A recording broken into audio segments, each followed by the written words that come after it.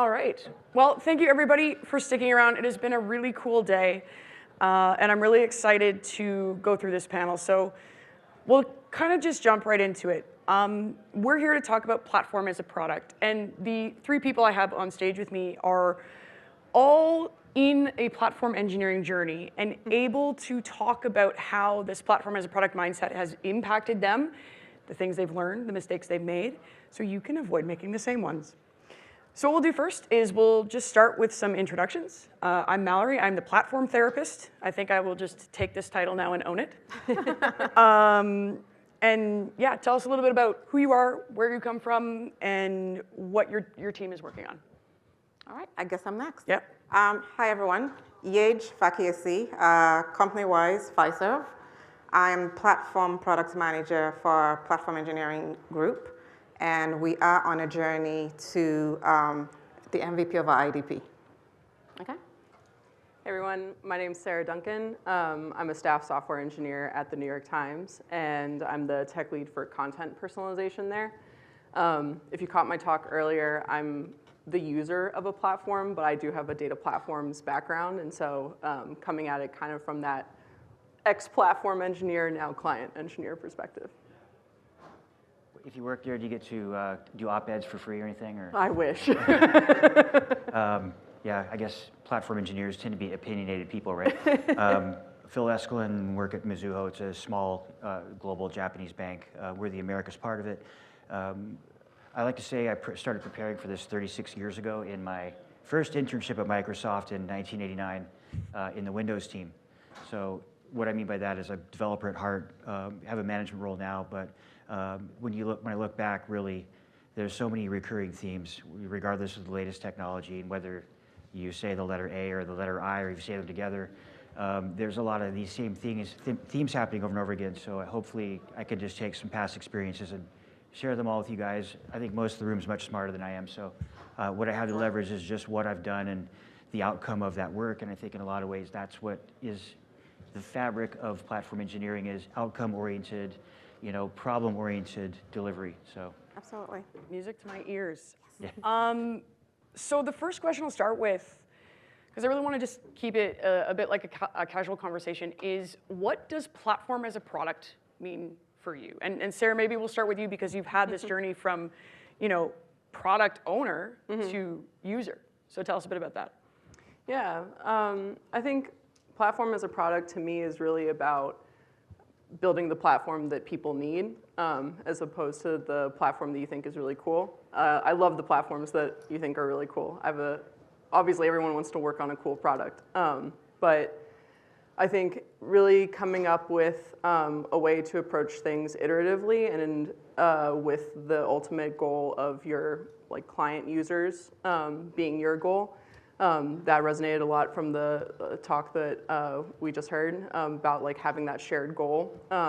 So building that collaborative relationship where you can continue to iterate on a product as your clients' needs evolve, so that the platform can kind of evolve with it. Absolutely. Phil? Well, for me it means, and this is just me and my opinions, they don't represent what am I supposed to say, the position of? Yeah. Well, first, it's when I look at the problem context that I have to deal with, it's wider than just an internal developer platform. It's the set of all corporate users and applications, and there's different groups and they overlap. And so, one of the underrepresented in terms of, let's say, corporate enterprise applications is the developer as an end user of a corporate application or service, right? In a way and especially now with technology, and and where we're going with it, pervading everything. So coming into an organization, a large group of people, and saying, okay, well, how do I take a problem-oriented approach, or how do I do this whole thing as product? First, you have to say, well, how do I do product management? Who are the product owners? How do I set up cross-functional capabilities so that product owners and RACI-wise have all the right ways of being responsible, and I've got the right visible accountability for people that uppercase C and uppercase I for product owners. Do they know how to northwest, east, south, consult the right people, escalate as a sort of a special way of let's say, consulting, right? And informing in different ways of telling people different things in different mediums. All of that you have to really kind of nail, I think, but it's really how that feeds product roadmaps and technology roadmaps and how development takes that and executes, and that the outcome of that work is then supportable and measurable and all that stuff.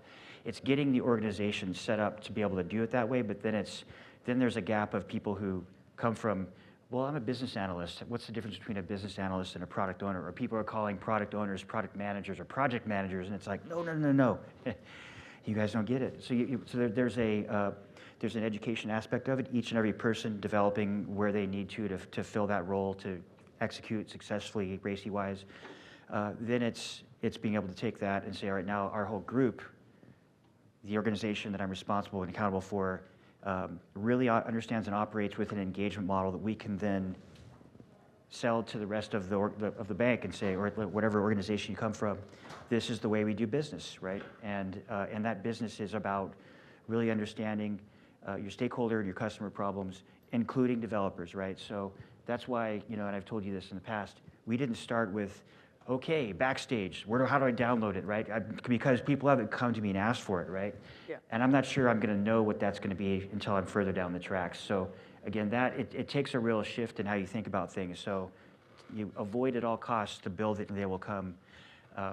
And solution-oriented approach where you develop a solution and then hunt around for problems that it solves. That's like the opposite intuitive, so it's taking that problem-oriented approach and focusing on that outcome being what your end customer was asking for to begin with, and then being able to measure that, right? And Yep. how you measure it's another whole other area we could talk about, right? Oh, we'll get there. Oh, I know. Don't you worry. Yej, I think you're kind of probably on the same page as everyone else here, but do you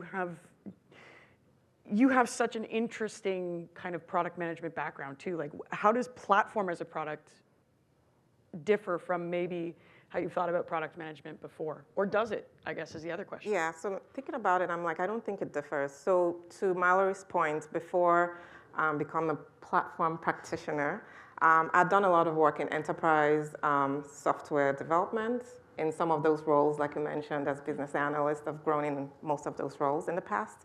And I've worked, in different kinds of industries, financial services, in the healthcare sector. So coming into platform engineering, the first thing I noticed, just as someone that has been, pretty much around the block, was like, this is pretty much a software product that we're trying to build here. We're calling it a platform, but it is software. So with that, I was able to kind of dig in and use some of the skill set I got from application development, quite frankly. Because in application development, in or out of an organization, from a product management perspective, we always start with the problem in mind. Of course, we have to identify the customer, and the customer can be, X amount of types, either strategic or user. But we always start with the problem in mind. What is the problem we're trying to solve? Is this problem pervasive? Or is it just one customer that has that problem? The 80-20 rule. Yep. Is it just one loud customer? Or is it 80% of the customers that have this problem? Of this, 80%, is this a pervasive problem? And are they willing to pay? So PPPP, problem, pervasiveness, and are they willing to pay? And payment could be in terms of, monetary, dollars, or payment could be in terms of training or process changes. So the whole concept of product management, from a platform perspective, is partnering with the customers, the users, whoever it is that needs to sign a check, the buyers we call them, taking them on the journey through all of the analysis of those problems and ensuring that they are part of the journey to the end. So from my perspective, Mallory, I don't see this any different from my background in software application development. Absolutely, and I think that's a fantastic point to bring up. And it kind of brings me to my next point is, in any product development, we have to think about measures of success and when we say go or no go on certain things. So all three of you probably have very unique perspectives on measuring success and metrics, and it's a big thing we talk about, and I get asked about all the time. So tell me, I want you to answer this in two parts. The first part is, what is important for you to measure, and what is not important? What is the thing that people think you need but isn't as relevant? Maybe, Phil, do you want to start on that one? For me, DORA is either an explorer or it is a regulatory organization talking about operational resilience. I'm not a big believer in DORA. I mean, I argue over beers or whatever, but I do like the idea of time to value. Not only being able to measure that, like if you're thinking about the golden paths and different parts of a golden path, but also being able to drill in and explain that measure. Those are the two really important things. And I think, and the reason why is if it's not going the way you think it should be, or you want to optimize it or tune it, or the customer has a problem with the outcome, the ability to explain is important. Same thing, it's actually related to the cost part of it as well. So in general, one of the same platforms that I might own, for example, let's say like a ServiceNow platform, might give me the ability to manage TCO, total cost of ownership. So taking off my developer hat, thinking about accounting nerd stuff, showbacks and ability to effectively and accurately show back and charge back as a general kind of in the realm of cost allocation. It gets really important when you've got lots of people. Once they realize what you've done and how cool it is, you start with that very first initial kind of, you guys call it MVP, but just the very, very first golden path and what you've selfishly done for yourself, and people see that, and then all of a sudden you've got a flood of people who are coming after you. You got to have that stuff in place. And if you don't, then you're going to find all of a sudden that you have no funding or no budget for all this stuff that people want to do, and that's going to become a major constraint. So that's also, I think, an important component in addition to just measuring performance. The cost is resources, really. Yeah, it's a big one for sure. Sarah? Yeah, I think about the time spent a lot, both on the client side and the kind of operator or maintainer side. One thing that we saw as we started to develop internal platforms more at the New York Times was not just how quickly we were able to spin up new products on the client side, but the amount of support time and seeing the number of questions coming in on Slack and the number of times that DevOps teams are paged to come help with something, seeing those kinds of support requests go down and seeing that also is time given back to the operating teams. But I think from a perspective of technical standards, I also run a lot of the tech standards work at the New York Times, and so I also look at things in terms of adoption, because a lot of our platforms are, we're building new stuff on it, but we're also asking teams to migrate off of their own systems or older platforms onto new platforms. And so seeing the adoption rates, that's a huge metric for us as well, both for knowing whether the platform is succeeding, but then also as a way of measuring how many teams are adopting our accepted standards and how many are still kind of running their own show. So those are two of the main things for me. Yeah, that's super important too. I mean, adoption is what we want. It's right. Very important. Yej. Pretty much most of the metrics that I would talk about. I like the fact that Sarah talked about adoption, but what I want to call out here, Mallory, is that it really depends on the phase you are in that whole process. Mm-hmm. So earlier on, adoption may be one of what we call vanity metric. Yeah, vanity metric. Yeah. Like that, you put adoption on the slide and, I have 2 people. Like, okay, great. What does that really mean? Right. Yeah, I have 2 people, right. And then it also depends on who you're talking to. Yep. So, adoption may be a win for a platform engineering group, but for a business strategic leader means absolutely nothing. What does that translate to me as a business strategic leader? Does that translate to, a quicker, a faster, time to market for my products, or does it not? Mm-hmm. So it really depends on where you are and who you're talking to in terms of metrics.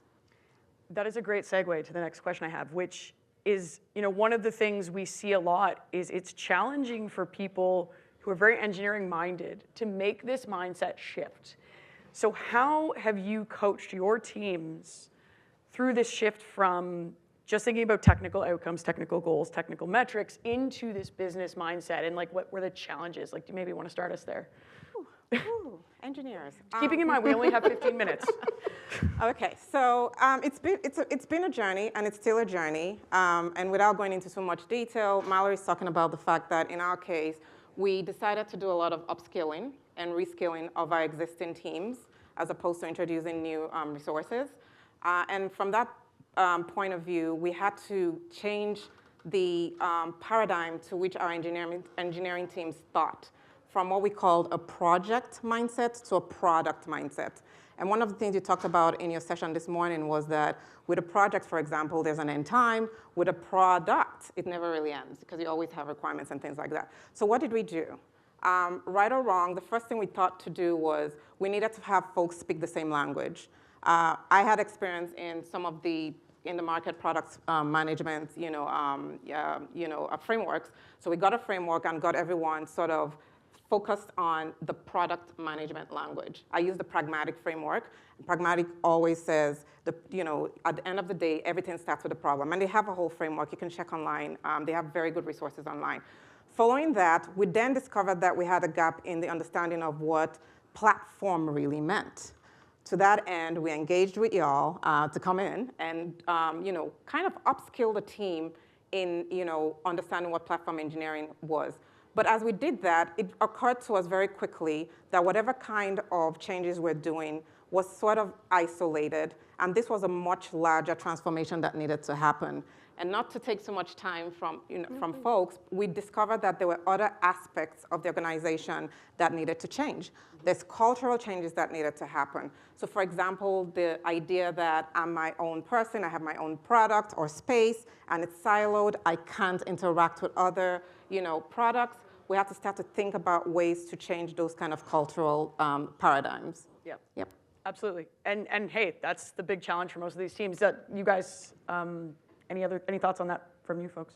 I guess it's to me, it's like on a nonlinear, multidimensional surface. There's also what there is today. So it could be that there's existing CI/CD tool chains, the usual suspects that were developed 10, 15 years ago when all those ideas that have been implemented in that tool chain were great then, but maybe are very old and crusty and kind of non-modern now, right? So it's how to navigate that.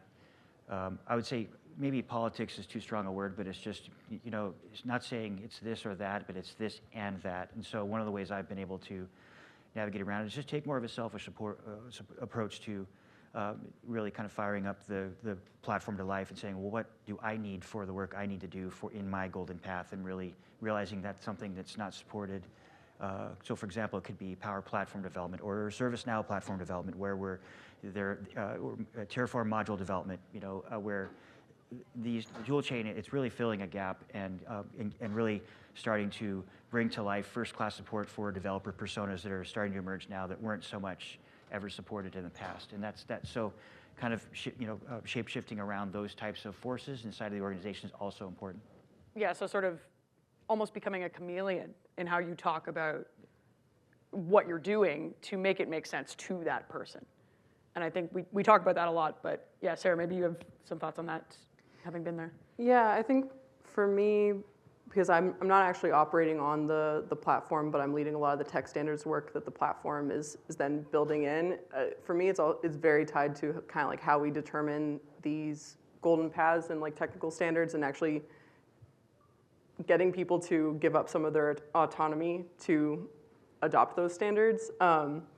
And I think just like building off of that, kind of like depending on who you're talking to, there's a little bit of the incentivizing the other developer teams who are going to have to make the shift, and then incentivizing the leadership that's going to put pressure on those developer teams to make the shift. And those are kind of two different conversations.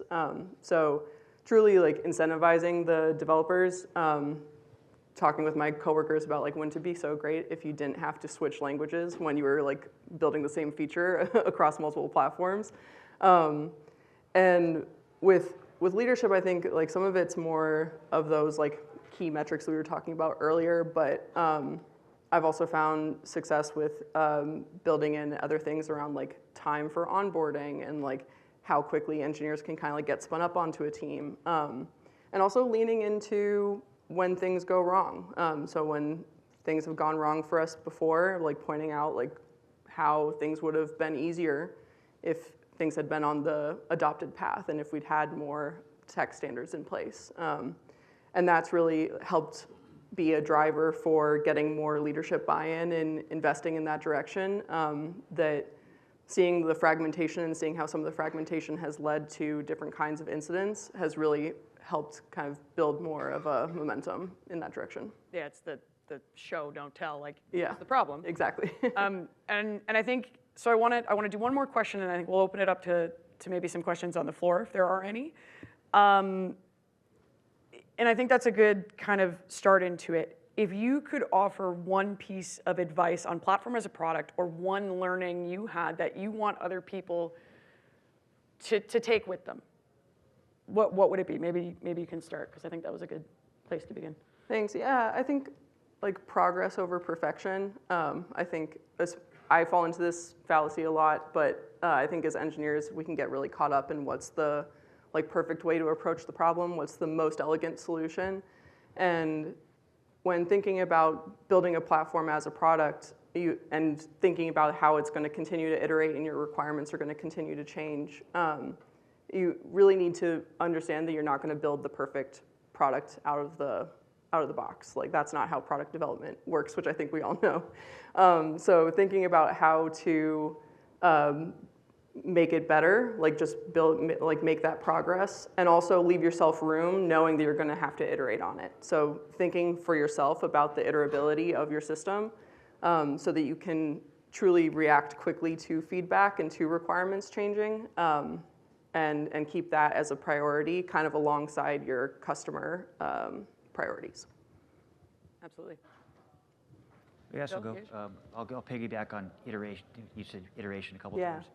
Well, two things.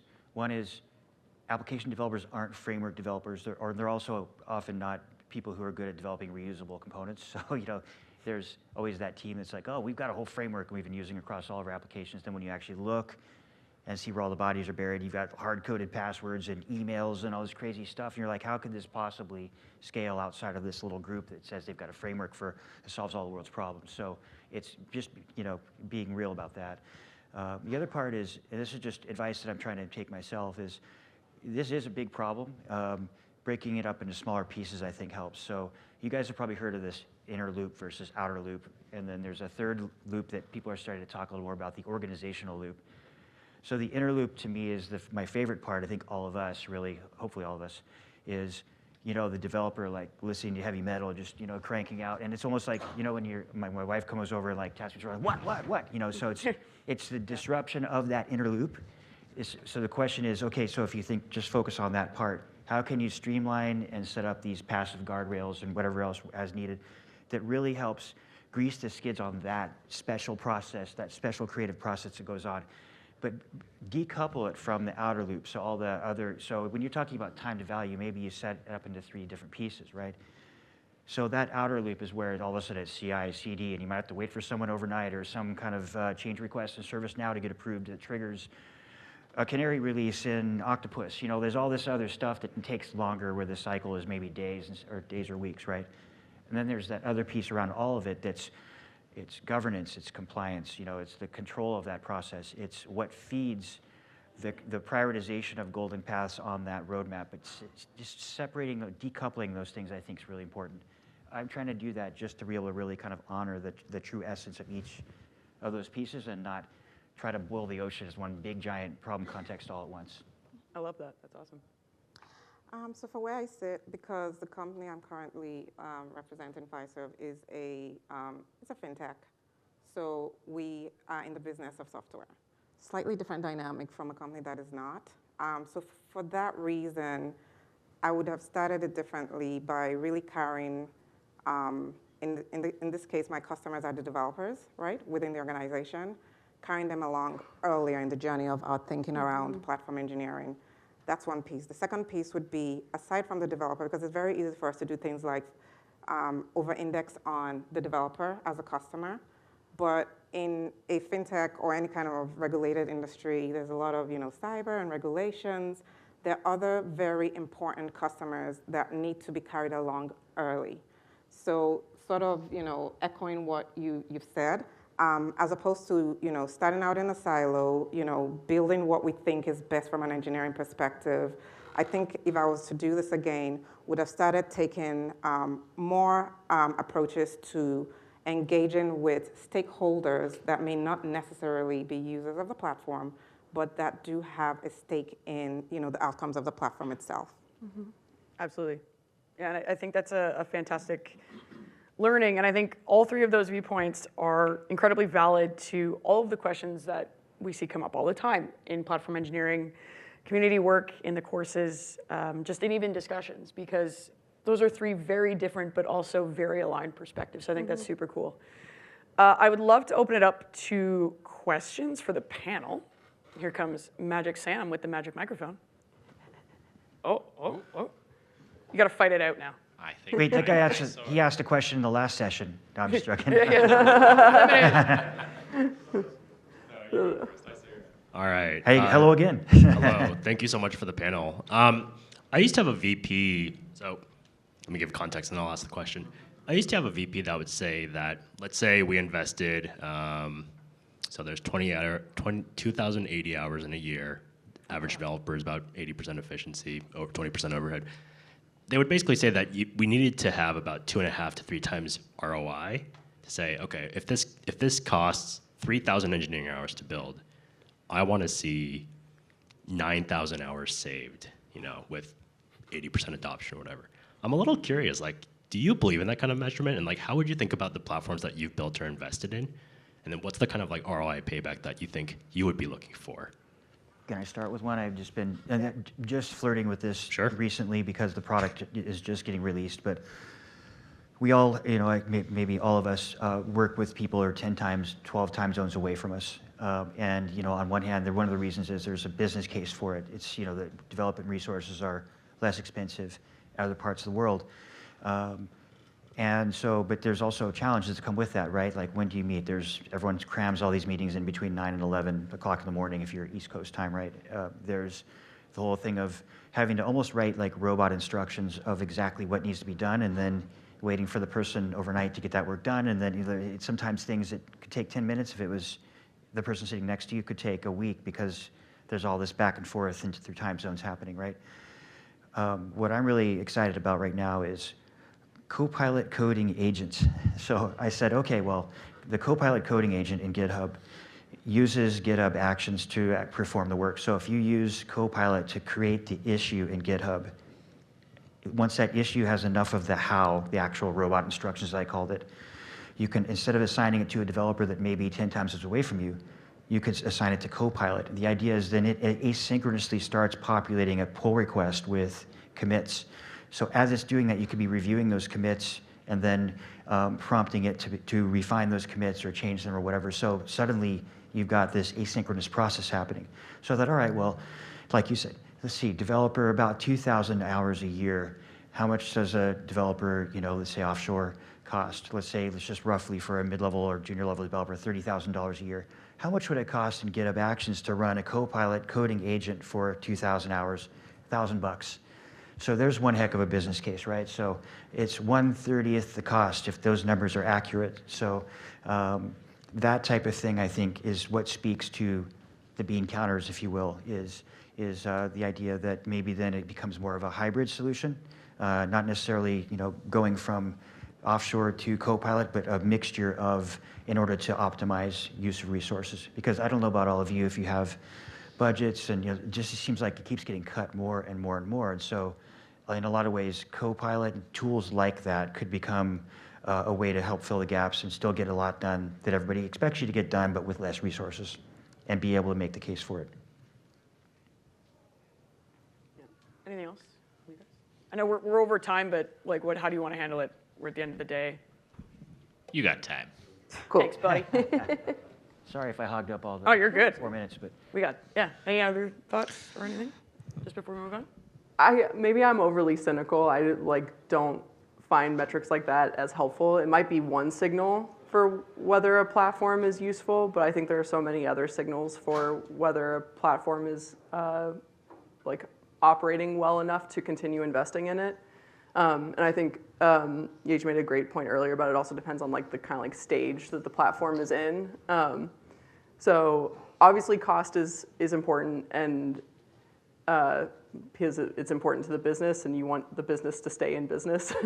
But I think that there are a lot of different factors into how successful a platform is. And so I shy away from having that kind of like that be the only kind of metric, but understandable that there's some kind of like cost conversation that has to happen, especially when you're talking with more executive leadership. So I wouldn't like simplify it to that being the only thing though.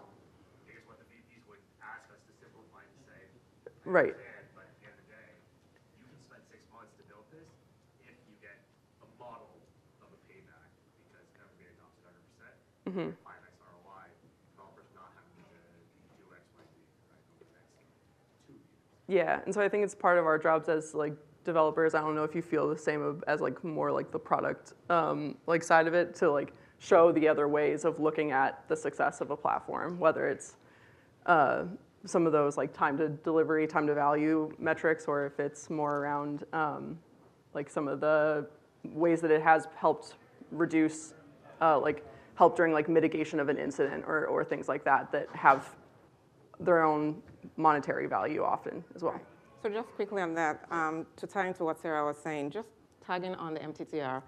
So my answer to every question is always that it depends. It depends on the industry you're in. It depends on the stage you're in your platform. It depends on who you're talking to. So in a fintech, for example, like ours, MTTR is very, very important, because not only, based on the kind of products that we have out there in the market, I think we're in almost 90% of households in the US, we have billions and billions of transactions. These are real life issues. So an MTTR to me may not have as much meaning to an MTTR as somebody else. But in terms of cost, not only is it that important, we also have SLAs directly tied to those MTTRs. So again, it depends. I don't want to take so much time. No, I think it's, Yeah. So I work with Yej. One of the other things that Jay, who we all work up to, one of the goals is how quickly can we take a new developer who started Monday morning and get them to the point where they can start writing productive code. contributing value, yeah. Now you've got to navigate, there's a whole bunch of systems, you've got to file a ticket to get access to, all of that stuff. So that's a pretty compelling story, because not only is that developer more efficient, they can deliver more time to market. Time to market. Your organizations tend to, okay, we're going to go to this business, but we didn't have a whole pool of developers. We're actually going to go to a consulting company or something. We're going to get a team. The faster we can get that team productive, that's a compelling business case. Yeah, if Absolutely. I'd love to speak to that a little bit. You're right, onboarding is a great metric, if you want to call it that. I remember in a past life, I won't name names, but it took 2 months to get someone into the company, and that was on a good day, right? So there's now tools, cloud development environments, and I'm not getting commission from GitHub or anything, but there's something called code spaces, right? You set up a your JSON file and your Docker file, and maybe you use a template that already exists. Once you've got that set up, and it's also current with wherever your code base is at any point in time, if you can really compress down the time it takes to onboard into a minute or less, if you're using whatever they call them, preloaded code spaces or whatever, all of a sudden it's like, wow, maybe every time someone actually gets assigned to Jira, they onboard on the fly and do that work, and then they offboard, and if it's that fast, right, you don't need to worry about it being this draconian, 2-month-long process, so blood, sweat, and tears. And like, this is something we talk about a lot. Sorry, I know you have a question, but this is such an important topic, because we literally get asked all the time about it. Value means different things to different businesses. And when someone comes to me with something like that, what I tend to say is, why is that so important? And usually it has something to do with one of these other areas. And it's all about aligning your platform initiative with the business value that is important to that business. And it may be any of these things. It really takes nuance in each scenario, but you have to have the political kind of savvy to have that conversation and say, that's great, but that doesn't actually mean anything. Let's go further, right? Question, we'll let you get yours in now. Yeah, so thank you for the wealth of knowledge. I've been beating that drum of platform as a product for a while, and platform engineering in particular as a culture. I guess what I want to know is technology is rapidly evolving, and platform as a product is going to be rapidly evolving with it, with AI, AGI, now we're talking about agentic, not to mention quantum mechanics with quantum compute and quantum entanglement. These things are growing so exponentially, and it's only a matter of time before those things come to market and the masses start using them. So, as we know, platform as a product today may very much change in a year from now, 5 years from now. Where do you all think platform as a product will be 5+ years from now? It's a good question. Okay, sure. Yeah. Who's the agent, right?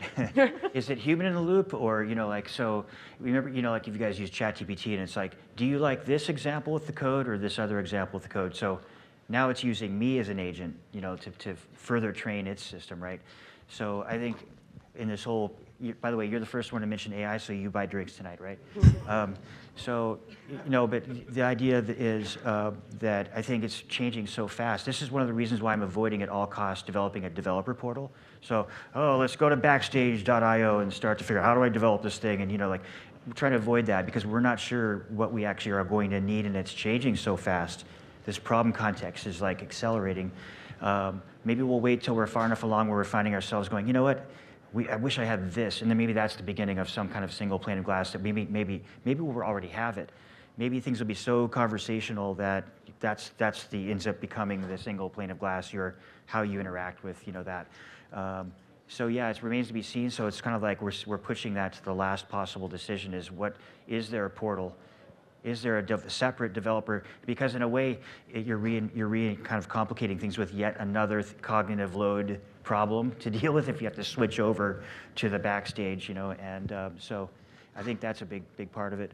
And then, yeah, just where things go agentically. That's why I brought up, Copilot Coding Agent. Even Copilot Autofix, again, easy to think about the ROI when people are breathing down your neck about vulnerability management and how many resources do you think you need for this or that. And if I said, well, I've got a platform now that allows me to actually leverage experience out there remediating this kind of vulnerability in Log4j from the entire code base and user base of GitHub, there's a pretty compelling case there that, okay, I'm not going to be having my own developers wasting time trying to figure out how to remediate these vulnerabilities. I can leverage expertise out there. So more and more, I think that's, to me, where the bean counters will talk in that language, but at the same time, the role as a developer will be able to spend more of our time on the high-value stuff and less on the toil and just the annoying, the things that are driving developers today crazy that didn't drive me crazy 30, 40 years ago when I started, because it was just putting into one thing or using screen or something where it was like I was able to easily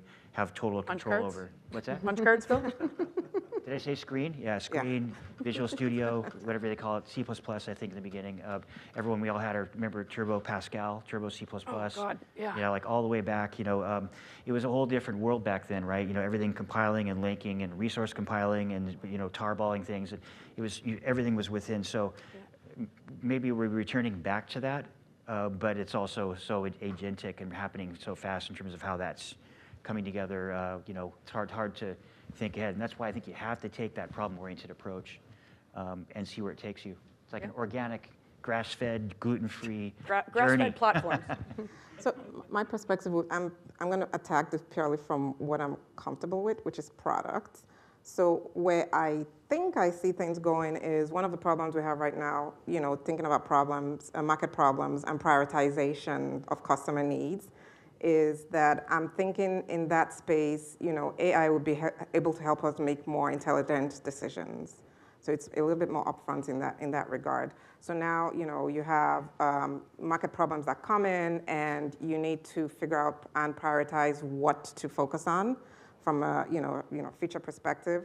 I'm thinking, some sort of more intelligent analysis in that space is where AI would be able to kind of impact us as product in the future. Just wait for quantum computing. Yes, ma'am.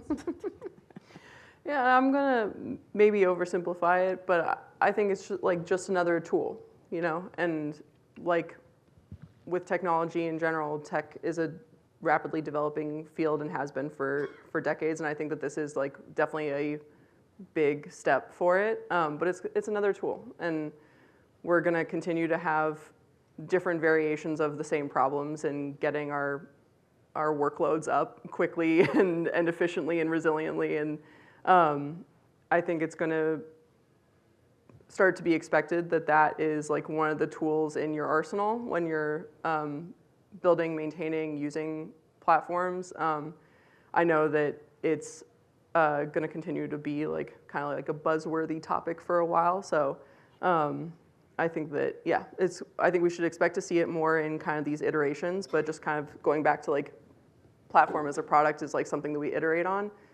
One of the reasons why we need to be able to iterate is to incorporate new tools that are developed that we want to use. So it's all about matching the right tools to your problems. I keep thinking about like ONC RPCs, DCE RPCs, right? And then all of a sudden we're talking about Corba, you know, and Iona's Orbix, right? And then it was COM and DCOM, right?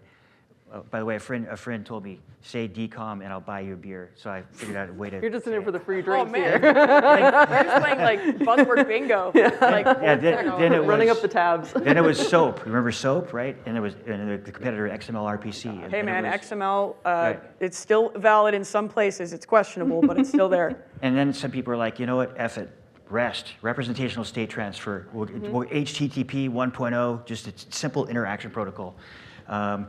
And all of a sudden that took hold, it just exploded, and people are misusing the heck out of it. And that's when you know something's gone mainstream, right? People are like, no, you're doing it wrong, right? Yeah. And now, this recurring theme keeps coming back, and we keep recomplicating the thing all over again. Now it's MCP, right? Yep. So that's what I'm saying. You know, I think that's the one constant, is there's always going to be this like latest buzzword. And it's MCP now. Back in 1991, it was RPCs. We're still doing the same thing. I think it's my reflection on it as this idea of platform as a product will not change. It's a philosophy of product management, product ownership. Yeah. It comes back to the same stuff. It's been around forever. It's just the technology changes. But if the mindset and the way of approaching the problem statement, you know, that's not necessarily going to change. The way we talk about it might change. We might just have like neural links with each other and we can just think to each other at some point. But we still have a set of problems we have to solve, and we have a framework, and that is the product approach to solving it. Just the technology will change. At some point, I'll be able to think an application into existence. Hopefully. But yeah, I think that's how it has to adapt. Shall we finish up, Sam? Oh, wow, I like that nod, okay. I think this has been an incredibly impactful discussion. I've learned something from every single one of you today, and I think that's fantastic. Hope everybody here has as well. Thank you for joining us. Please enjoy the booth crawl and House of Cube, because it's going to be a party. Sam, you're coming at me with intense eyes. I'm very scared. Very intense eyes. Big round of applause. That's what I want to drive. Mallory. Mallory's too humble to ask for applause herself, so thank you so much, all four of you.